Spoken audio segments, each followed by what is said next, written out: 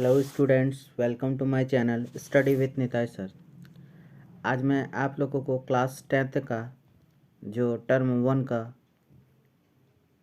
One का model set 1 science का उसको मैं सॉल्व कराने जा रहा हूँ, जो कि इसमें भी 40 प्रश्न रहेंगे और प्रत्येक प्रश्न 1 अंक का रहेगा। जैसे लिखा हुआ है कि सभी प्रश्न का उत्तर अनिवार्य है। कुल प्रश्न 40 होंगे, प्रत्येक प्रश्न के लिए 1 अंक निर्धारित होगा। प्रत्येक प्रश्न के 4 विकल्प दिए गए हैं, सही विकल्प का चयन कीजिए और गलत उत्तर के लिए कोई अंक नहीं दिया जाएगा, कोई अंक नहीं काटा जाएगा। सॉरी, तो मतलब समझ में आया कि नेगेटिव अंक नहीं है। प्रत्येक प्रश्न का उत्तर अगर आप सही देते हैं तो आपको 1 अंक दिया जाएगा।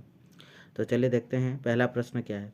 दाढ़ी बनाने के लिए किस दर्पण का इस्तेमाल किया जाता है? तो दाढ़ी बनाने के लिए कौन सा दर्पण का इस्तेमाल किया जाता है? तो आंसर क्या होगा? अवतल दर्पण। जैसे कि आप लोगों को पता है हजामती दर्पण इसी को कहा जाता है, अवतल दर्पण। दूसरा सवाल क्या है? दूसरा सवाल है कि गोलीय दर्पण में फोकस दूरी और वक्रता त्रिज्या में क्या संबंध है? तो गोलीय दर्पण की फोकस दूरी और वक्रता त्रिज्या में क्या संबंध है?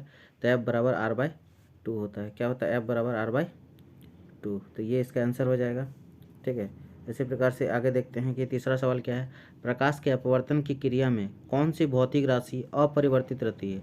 तो प्रकाश के अपवर्तन की क्रिया में जो है क्या होता है? प्रकाश के अपवर्तन की क्रिया में आवृत्ति अपरिवर्तित रहता है। तो इसका आंसर क्या होगा? आवृत्ति। अब क्वेश्चन नंबर 4 में आते हैं। क्वेश्चन नंबर 4 क्या है? क्वेश्चन नंबर 4 में है अवतल दर्पण में परावर्तन के बाद किरण किस बिंदु से होकर गुजरती है? तो अवतल दर्पण में जो परावर्तन के बाद किरण है वो कहाँ से होकर गुजरती है? जैसे ये कोई अवतल दर्पण है, जैसे मान लीजिए सपोज ये कोई अवतल दर्पण है, तो यहाँ से ये ऐसे रहता है, तो ऐसे करके इसका ये मान लीजिए ये फोकस है, ये वाला बिंदु फोकस है एफ। तो जितना भी किरण आएंगे वो कहाँ से होकर गुजरेंगे? फोकस से होकर गुजरेंगे। तो अवतल दर्पण में परावर्तन के बाद किरण किस बिंदु से होकर गुजरती है? तो मुख्य फोकस से होकर, जिसको बड़ा ऐप से सूचित किया जाता है। तो इसका आंसर क्या होगा? बड़ा ऐप। ठीक है, इस प्रकार से। अब क्वेश्चन नंबर 5 देखते हैं। किसी दर्पण से वस्तु को कहीं भी रखने पर वस्तु के बराबर आकार का सीधा प्रतिबिंब बनता है, तो दर्पण कहाँ रहेगा? तो देखिए यहाँ बोल रहा है कि वस्तु को कहीं भी रखने पर वस्तु के बराबर आकार का और सीधा प्रतिबिंब बनता है। सीधा प्रतिबिंब तो एक ही जगह में बनेगा, समतल। समतल में इसका आंसर क्या होगा? समतल। इसका आंसर क्या होगा? समतल दर्पण। ठीक है, अब देखिए क्वेश्चन नंबर 6 को देखते हैं। प्रकाश के अपवर्तन के कितने नियम है? तो प्रकाश के अपवर्तन के सबको पता है, प्रकाश के अपवर्तन के कितने नियम है? 2 नियम है। तो इसका आंसर क्या होगा? प्रकाश के अपवर्तन के कितने नियम है? 2 नियम है। इसका आंसर क्या होगा? Option number B. ठीक है, अब क्वेश्चन नंबर 7 क्या है। किसी गोलीय दर्पण की वक्रता त्रिज्या 50 सेंटीमीटर, फोकस दूरी क्या होगी? तो आप लोगों को पता है कि फोकस दूरी निकालने का फॉर्मूला क्या है? फोकस दूरी निकालने का फॉर्मूला क्या होता है? एफ बराबर r/2। एफ बराबर क्या होता है? r/2। r/2। तो यहाँ r का मान कितना दिया है? 50 दिया है। r का मान 50 और बटे में 2, ये कट जाएगा कितना बार में? 25 बार में, 25 सेंटीमीटर। इसका आंसर क्या हो जाएगा? Option number C, 25 centimetre. ठीक है, तो चलिए आगे देखते हैं। Question number 8। 1 मीटर फोकस दूरी वाले उत्तल लेंस की क्षमता, 1 मीटर फोकस दूरी वाले उत्तल लेंस की क्षमता निकालना है। तो उत्तल लेंस की क्षमता को यानी पावर ऑफ लेंस P निकालना है। तो P बराबर फार्मूला क्या होता है? P बराबर होता है 1/f। तो हमको क्षमता निकालना है और फोकस दूरी तो यहाँ मीटर में दिया है 1 मीटर, तो कितना हो जाएगा? 1/, फोकस दूरी तो मीटर में ही है, तो 1/1। और पावर ऑफ लेंस का यूनिट क्या होता है? डायोप्टर होता है। और यहाँ उत्तल लेंस है, और उत्तल लेंस का जो फोकस दूरी होता है, उत्तल लेंस का जो क्षमता हो तो पॉजिटिव में होगा। तो इसका आंसर क्या होगा? +1 डायोप्टर। +1 डायोप्टर कहाँ गया? आंसर ऑप्शन नंबर बी इसका सही उत्तर हो जाएगा। तो देखते हैं अगला 9 नंबर प्रश्न में क्या है। किसी उत्तल लेंस की फोकस दूरी हमेशा, तो उत्तल लेंस की फोकस दूरी हमेशा क्या होगी? पॉजिटिव होगी। उत्तल लेंस की फोकस दूरी हमेशा पॉजिटिव होगी। तो इसका आंसर क्या हो जाएगा? इसका आंसर होगा ऑप्शन नंबर ए। ठीक है, 10 नंबर। प्रकाश का वेग न्यूनतम होता है, तो प्रकाश का वेग न्यूनतम किस में होगा? प्रकाश का वेग अधिकतम तो होता है निर्वात में, लेकिन प्रकाश का वेग न्यूनतम कहाँ होगा? जल में। तो 10 नंबर का आंसर क्या हो जाएगा? बी। अभी 11 नंबर में क्वेश्चन है कि 4 डायोप्टर क्षमता वाले अवतल लेंस की फोकस दूरी क्या होगी? तो उसी तरह से फोकस दूरी निकालना, तो चूंकि P बराबर होता है 1/f, P बराबर होता है 1/f। यहाँ तो फोकस दूरी बोला है, तो f बराबर क्या हो जाएगा? इसी से निकल जाएगा, f बराबर 1/P, 1/P, F बराबर 1/P। तो यहाँ P का मान दिया हुआ है कितना, 4 डायप्टर, तो कितना हो जाएगा 1/4 हो जाएगा। इसका क्या होगा 1/4, तो 1/4 हो जाएगा मान लीजिए, तो कितना हो जाएगा F बराबर 1/4, और 1 को 4 से डिवाइड करेंगे तो कितना आएगा, 1 को 4 से डिवाइड करेंगे तो 0.25, इसको फिर सेंटीमीटर में चेंज करेंगे कितना आ जाएगा 25 सेंटीमीटर आ जाएगा। तो इसका आंसर क्या हो जाएगा 25 सेंटीमीटर। अब देखिए उसके बाद क्या है, क्वेश्चन नंबर 12, किसी उत्तल लेंस की फोकसांतर 50 सेंटीमीटर है तो उसकी क्षमता क्या होगी। फिर से क्षमता निकालना है, क्षमता मतलब P बराबर क्या होता है 1/F, P इक्वल टू क्या होता है 1/F, तो P बराबर 1/F जो होता है, तो इसमें क्या लिखना होगा 1/F, तो 1/F बराबर क्या हो जाएगा 1/F, F का मान कितना है 50 सेंटीमीटर, तो 1/50, इस सेंटीमीटर में इसको मीटर में चेंज करेंगे तो कितना हो जाएगा, ऊपर में 2 जीरो आ जाएगा, फिर 50 से कट जाएगा कितना बार में 2 बार में। अच्छा चूँकि उत्तल लेंस है इसका तो पॉजिटिव आएगा, तो इसका आंसर क्या होगा 2 डायोप्टर। ऑप्शन नंबर डी इसका सही उत्तर है। क्वेश्चन नंबर 13 क्या है, प्रकाश का वेग सर्वाधिक होता है, प्रकाश का वेग सबसे अधिक किस में होता है, प्रकाश का वेग सबसे अधिक कहाँ होता है, निर्वात में। प्रकाश का वेग सबसे अधिक कहाँ होता है, निर्वात में, तो इसका आंसर क्या होगा डी। क्वेश्चन नंबर 14, दिए गए प्रकरण में कौन ऊष्माक्षेपी है, तो श्वसन को ऊष्माक्षेपीय विक्रिया कहा जाता है। ठीक है, तो इस प्रकार से 14 तक हो गया। 15 नंबर, चिप्स के पैकेट में विकृत गंधता से बचने के लिए, चिप्स के पैकेट में विकृत गंधता से बचने के लिए क्या किया जाता है, कौन सी गैस डाली जाती है, तो पता ही है सबको, नाइट्रोजन गैस डाली जाती है। जंग लगना किस प्रकार की अभिक्रिया, जंग लगना एक संयोजन अभिक्रिया, क्यों, क्योंकि आयरन क्या करता है ऑक्सीजन से संयोग करता है और यौगिक बनाता है, तो ऑक्सीजन जिसमें संयोग होता है वो क्या होता है, वो संयोजन अभिक्रिया कहलाता है। अब देखिए क्वेश्चन नंबर 17 में दिए गए अभिक्रिया में किस पदार्थ का उपचयन हो रहा है, तो उपचयन हम लोग को पता है क्या होता है, उपचयन वैसी अभिक्रिया है जिसमें ऑक्सीजन का सीधा संयोग होता है। तो यहाँ सी देखिए, सी से क्या बना CO बना, सी से क्या बना CO, तो यहाँ सी से बना क्या CO, तो यहाँ सी का क्या हो रहा है उपचयन हो रहा है। ठीक है, तो इसका आंसर क्या हो जाएगा ऑप्शन नंबर बी, सी का उपचयन हो रहा है। अब क्वेश्चन नंबर 18, दिए गए कौन सा रासायनिक समीकरण संतुलित है, देखते हैं कौन सा रासायनिक समीकरण संतुलित है।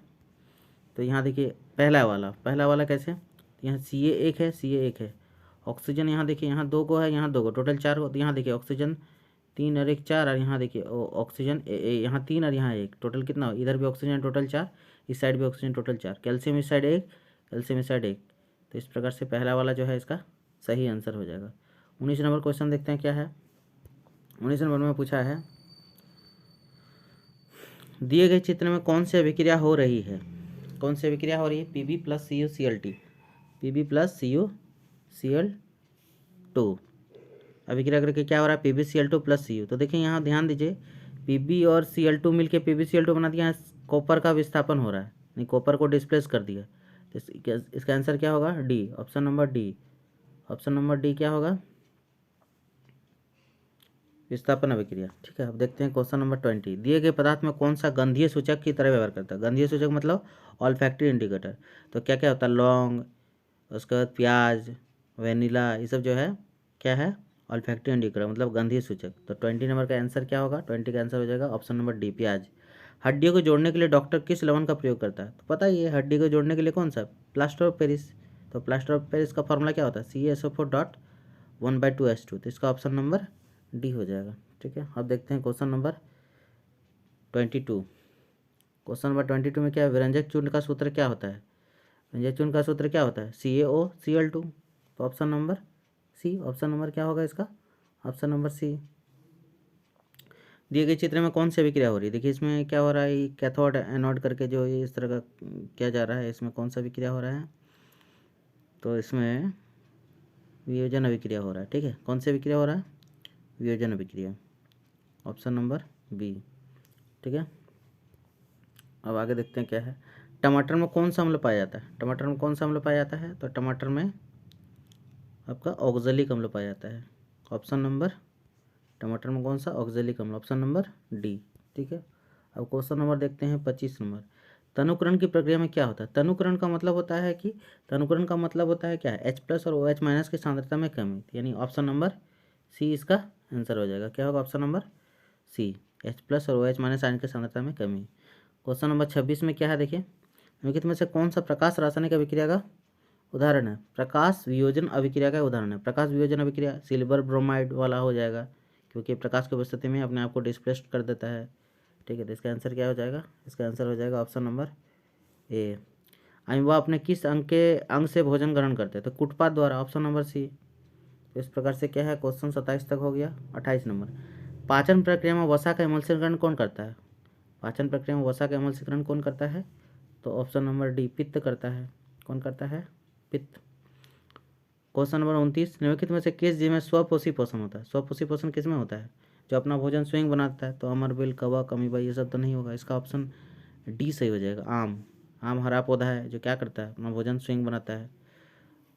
अब क्वेश्चन नंबर 30 देखते हैं क्या है। मानव हृदय में कितने कोष्ठ होते हैं? मानव हृदय में कितना? 4 चैम्बर होता है, 2 आलिन 2 निलय, यानी ऑप्शन नंबर डी इसका सही उत्तर हो जाएगा।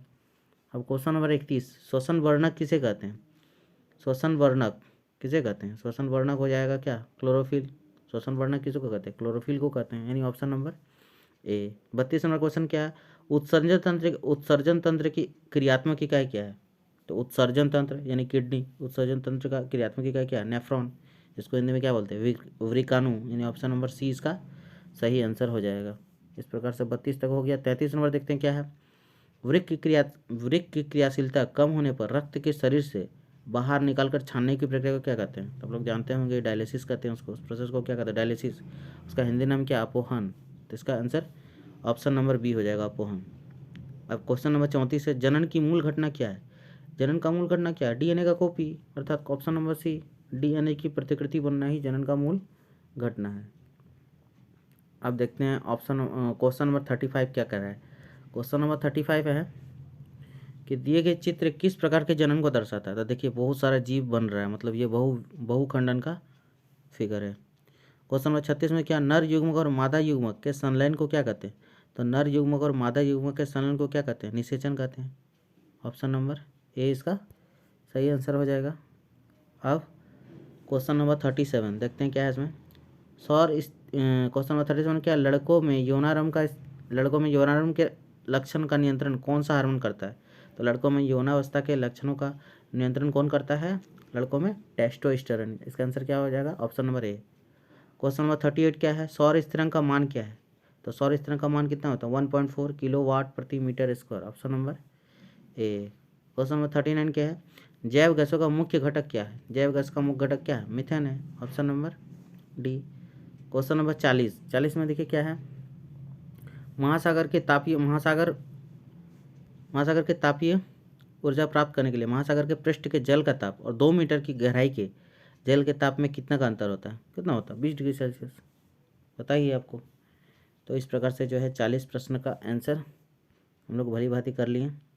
कैसा लगा आपको वीडियो? अपना कमेंट जरूर करें और शेयर करें। अगर आपको इसी प्रकार से और वीडियो चाहिए, साइंस के सभी सेट के इसी तरह के हल चाहिए, क्योंकि इसमें भी 40 नंबर है, आपको तो उठाना है दोनों में, टर्म 1 टर्म 2। और टर्म 1 को बहुत पहले ही आप लोग बनाए होंगे, शायद इसको भूल गए होंगे, इसलिए मैं इसका रिवीजन आज करवा दिया। अब आप लोग इसको बढ़िया से पढ़ते रहिए और अपनी परीक्षा के लिए अपने आप को पूरा तैयार कर लीजिए। टर्म 1 टर्म 2 दोनों को बढ़िया से पढ़िए और अपने दोस्तों के भी शेयर जरूर करिए। हमारा वीडियो कैसा लगा आपको, और अगर आप हमारे चैनल में न्यू हैं तो सब्सक्राइब जरूर करें। धन्यवाद।